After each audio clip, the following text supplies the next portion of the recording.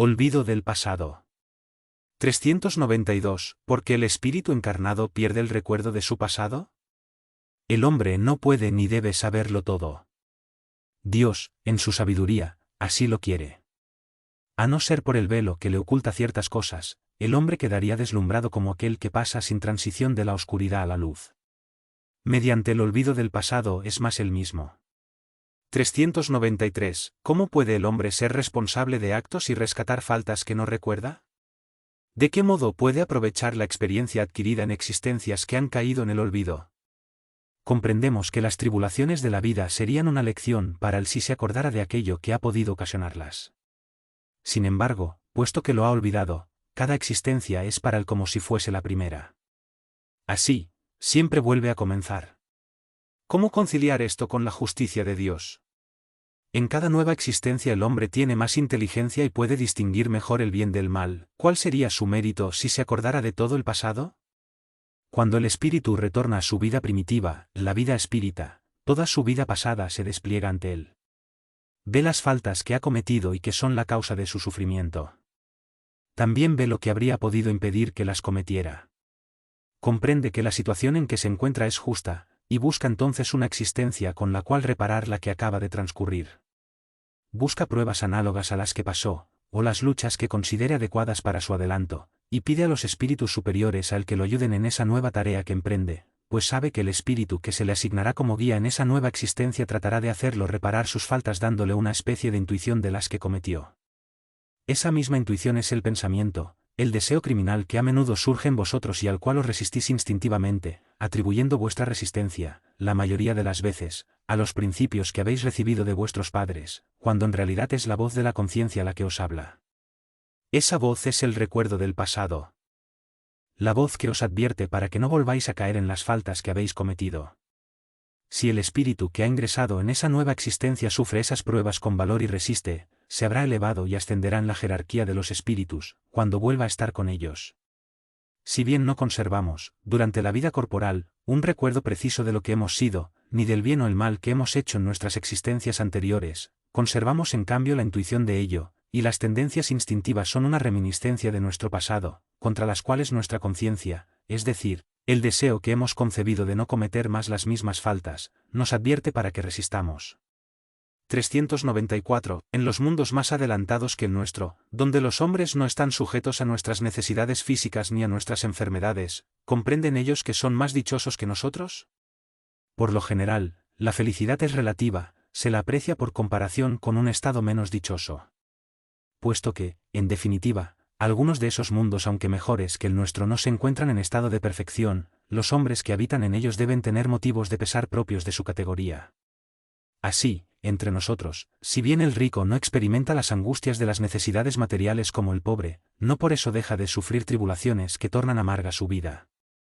Ahora bien, pregunto si, en su posición, los habitantes de esos mundos se creen tan desdichados como nosotros y se quejan de su suerte, dado que no disponen del recuerdo de una existencia inferior que les permita compararla con la actual.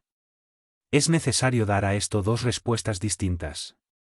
Existen mundos, entre aquellos que mencionas, cuyos habitantes tienen un recuerdo muy claro y preciso de sus existencias pasadas. Estos, como comprenderás, pueden y saben apreciar la felicidad que Dios les permite disfrutar. Pero hay otros mundos en los que sus habitantes, pese a hallarse, como has dicho, en mejores condiciones que vosotros, no por eso dejan de sufrir grandes pesares e incluso desgracias. Estos no aprecian su felicidad, por el hecho mismo de que no tienen el recuerdo de un estado aún más desdichado. No obstante, si no la aprecian como hombres, lo hacen como espíritus. ¿No hay algo de providencial en el olvido de esas existencias pasadas, sobre todo cuando han sido penosas? ¿No se revela en eso la sabiduría divina? En los mundos superiores, donde el recuerdo de las existencias desdichadas no es más que un mal sueño, es cuando dichas existencias afloran a la memoria. En los mundos inferiores, en cambio, ¿no se verían agravadas las desdichas actuales por el recuerdo de las que se soportaron en el pasado? De ahí concluimos, pues, que todo lo que Dios ha hecho está bien hecho. No nos compete criticar sus obras ni decir de qué modo habría tenido el que regular el universo. El recuerdo de nuestras individualidades anteriores ocasionaría inconvenientes muy serios. Podría, en determinados casos, humillarnos de manera singular. En otros, exaltar nuestro orgullo, y por eso mismo, obstaculizar nuestro libre albedrío. Dios nos ha dado, para que mejoremos, exactamente lo necesario y suficiente, la voz de la conciencia y nuestras tendencias instintivas. Nos quita lo que podría perjudicarnos. Agreguemos, además, que si tuviéramos el recuerdo de nuestras acciones personales anteriores, del mismo modo tendríamos el de las acciones de los demás, y ese conocimiento podría generar los más nefastos efectos en las relaciones sociales. Puesto que no siempre podemos vanagloriarnos de nuestro pasado, a menudo es una dicha que se haya puesto un velo sobre él. Esto concuerda perfectamente con la doctrina de los espíritus acerca de los mundos superiores al nuestro. En esos mundos, donde solo reina el bien, el recuerdo del pasado no tiene nada de penoso. Por esa razón, sus habitantes recuerdan su existencia precedente así como nosotros recordamos lo que hemos hecho en la víspera. En cuanto a su permanencia en los mundos inferiores, su recuerdo, como hemos dicho, no es más que un mal sueño. 395. ¿Podemos tener algunas revelaciones acerca de nuestras existencias anteriores? No siempre. Sin embargo, muchos saben lo que han sido y lo que hicieron. Si se les permitiera decirlo abiertamente, harían extraordinarias revelaciones acerca de su pasado. 396. Algunas personas creen tener un vago recuerdo de un pasado desconocido, que se les presenta como la imagen fugaz de un sueño que en vano se intenta retener. ¿Esa idea es solo una ilusión? A veces es real. Pero también suele ser una ilusión contra la cual hay que ponerse en guardia, porque puede ser el efecto de una imaginación sobreexcitada. 397. En las existencias corporales de naturaleza más elevada que la nuestra, ¿es más preciso el recuerdo de las existencias anteriores? Sí. A medida que el cuerpo se torna menos material, recordamos mejor. El recuerdo del pasado es más claro en quienes habitan en los mundos de un orden superior. 398. Puesto que las tendencias instintivas del hombre son una reminiscencia de su pasado, se sigue de ahí que, mediante el estudio de esas tendencias, ¿puede conocer las faltas que ha cometido? Sin duda, pero hasta cierto punto. Es preciso tener en cuenta el mejoramiento que ha podido operarse en el espíritu y las resoluciones que ha tomado en el estado errante.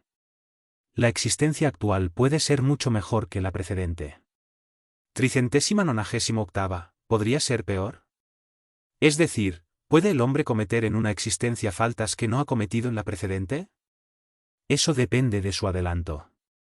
Si no sabe resistir a las pruebas, puede ser conducido a nuevas faltas, que son la consecuencia de la posición que él ha elegido.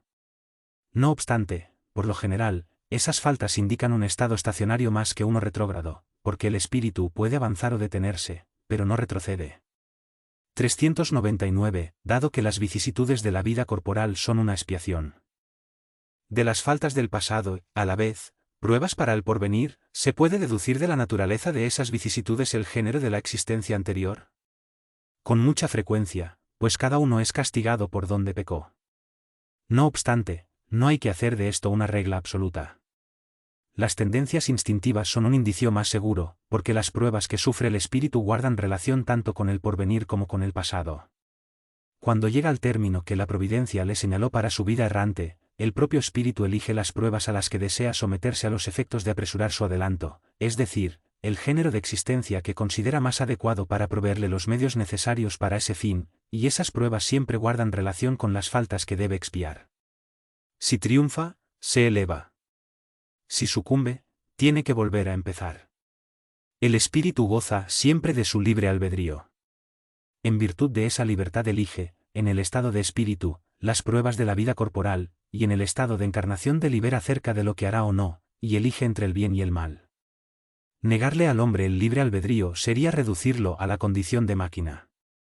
Cuando vuelve a la vida corporal, el espíritu pierde durante un tiempo el recuerdo de sus existencias anteriores, como si un velo se las ocultara. Con todo, a veces tiene de ellas una conciencia vaga, e incluso pueden serle reveladas en determinadas circunstancias. Pero esto último solo sucede por voluntad de los espíritus superiores, que lo hacen en forma espontánea, con un objetivo útil, y nunca para satisfacer una vana curiosidad. Las existencias futuras no pueden ser reveladas en ningún caso, puesto que dependen de la manera como se cumpla la existencia presente y de la elección ulterior del espíritu.